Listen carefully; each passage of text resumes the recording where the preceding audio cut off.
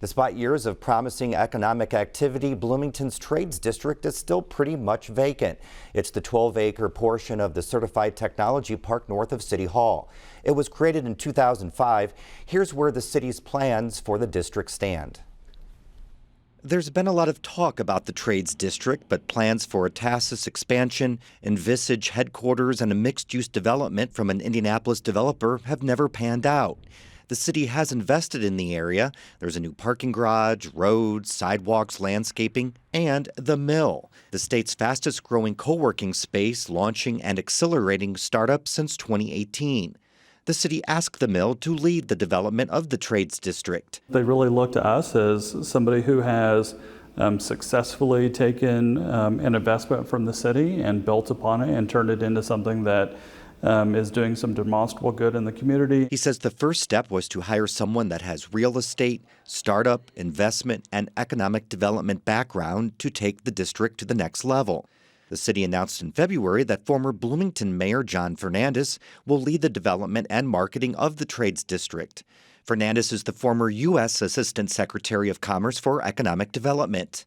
There's just a lot of activity that if we get it right and we bring things together right now, I mean, it can change the direction. It can really build some tremendous new opportunities for not just Bloomington, but this entire region. Fernandez says the next step is finalizing plans and building the technology center, but that's just the start. He says they need to capitalize on investments and programs at NSWC Crane, microelectronics space at Westgate, IU, and others to help create momentum in the district. And it's a bridge for investment to bring the kind of capital we need to help some of these emerging growth companies get moving and accelerating their growth. And startups at the mill are excited about the growth and the next phase. Folia CEO Ravi Bhatt studied at IU, went to Chicago, and moved back with a startup software company.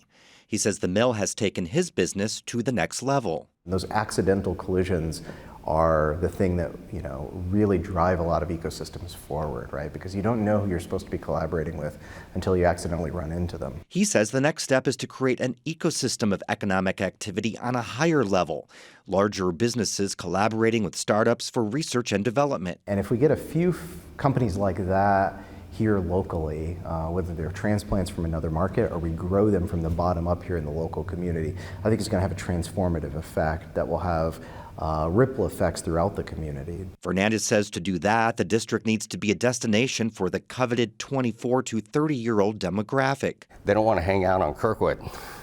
Sorry, there's plenty of people that do, but we got to create our own kind of unique community around the Trades District. He says post-COVID hybrid work is here to stay, and now there's a bigger purpose for the area than having offices full of workstations. East says the mill has recruited 24 remote workers to move to Bloomington within the year. This building that we're in now was a furniture factory, and making physical goods was how economies got built.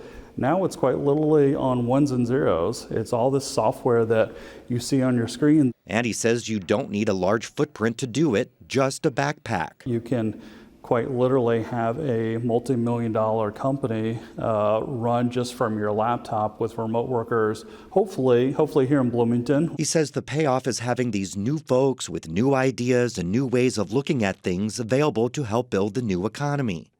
Fernandez says that's his vision of the Trades District. People working, people collaborating, people enjoying the space. I mean, we've got to get activity so that it is a community where there's a lot of energy. And Bloomington City Council voted last week in favor of appropriating more than $3 million for the construction of the tech center in the city's downtown Trades District.